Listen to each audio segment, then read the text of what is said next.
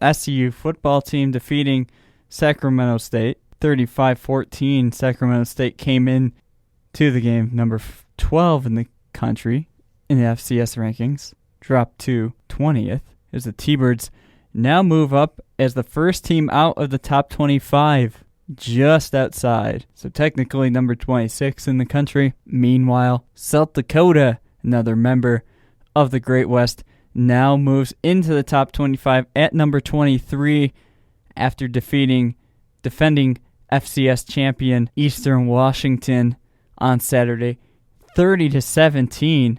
So Great West teams go 2-2 on the day Saturday against Big Sky teams. Cal Poly and UC Davis were unable to pull out victories against the Big Sky. Here's the scoring from that game. At 9:41, so just at the start of the game, the only score of the first quarter, Sacramento State scored first.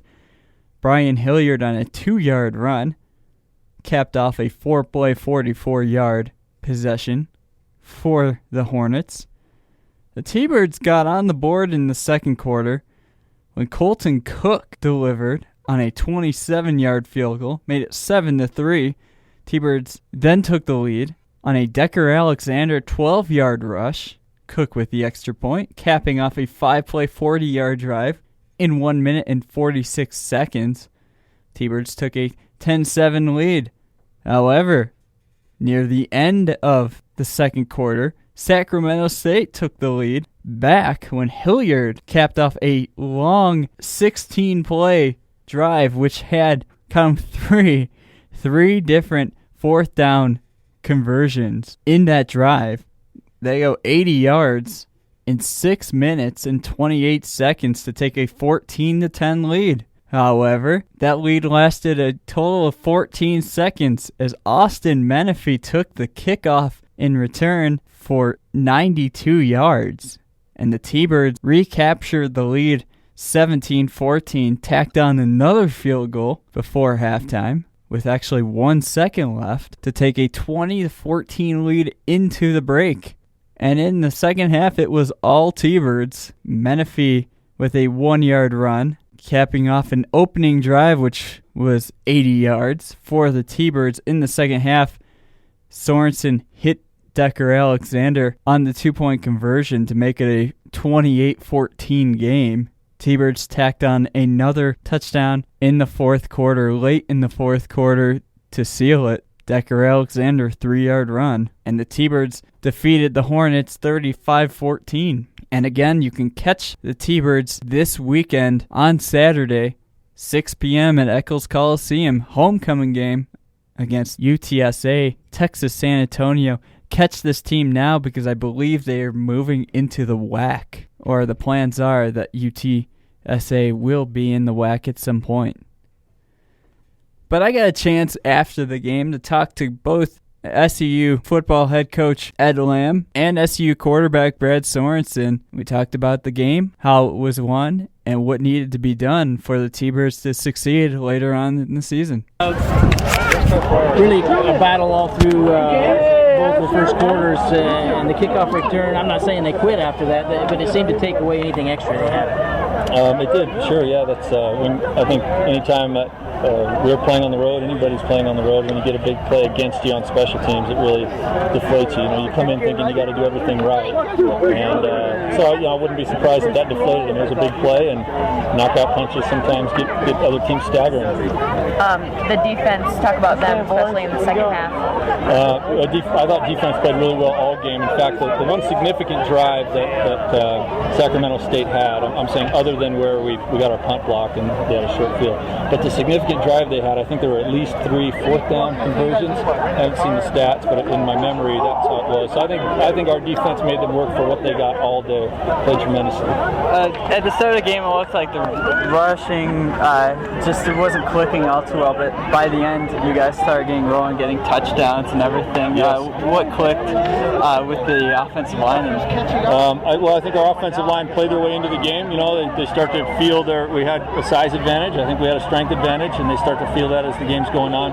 And I credit our offensive coaches for staying patient with the running game. There were a lot of times where my first inclination sometimes is just to abandon it and chuck it around. Our offensive coaches, they stuck with it, did a great job. You had to like the way you bounced back. It sounded like a very tough loss. It was a tough loss, but maybe the one silver lining in it, if you will, is that it was really easy for our guys to see that we lost because of mistakes. And so they had a real purposeful practice week. The players did, and they were hard on themselves, and I think it helped us grow. Thoughts on scoring from the play? Outstanding. He was a leader. He stayed positive. Not everything's going to go his way, and I think maybe going into the first game, he was thinking that he was going to go, 100% completion percentage every week. And I thought he was really hard on himself in week 1, and then today, there wasn't a lot of opportunity for him to be hard on himself, but he was outstanding in every way. Thank you. I have a good idea how you're going to answer this, but you just whooped the number 12 team in the nation pretty well. Yeah. You expect to be in the top 25? Well, that's something. Yeah, that's the nice thing about our level of football. The polls, they don't mean a dang thing. We win our 7 games, we're going to the playoffs. We win 8 or 9, we're going to get a seed and get some home games. So our focus is more on San Antonio. But if you have a vote, please vote us. Next question. Talk about today not having any turnovers. That's got to be nice. Yeah, that's huge. We went on a 5-game winning streak last year where we had 0 turnovers, and so that's the style of offense we were on. If we don't turn it over, it means we take some chances, we throw it around. So if we're not turning it over, we're probably going to have significant passing yardage, and if our running game's clicking like today, it's all good. Anything to take from this game heading into next week? Well, we got to find where we didn't play well. Last week that's what we did. The team did really well. They found out where we made mistakes, where we could get better, and when we do that, then we have a chance to get better each week. So hopefully our guys will be critical and watch the video and find out how we can get better. All right, thanks. So that was Coach Lamb going over some of the statistics for that game. Decker Alexander, 18 carries, 84 yards, and 2 touchdowns for the T-Birds. Austin Menifee had that 92-yard kickoff return. He also had 49 yards on 13 carries and a touchdown. Brad Sorensen, 30 of 37, 271 yards, no touchdowns, but no interceptions, as I mentioned in the question. No turnovers for the T-Birds in the game. Leading receiver was Brady Meeson, the freshman, 5 carries for 93 yards. Jared Ursua with 6 catches, 67 yards, and Austin Menifee with 7 catches, 27 yards for the T-Birds.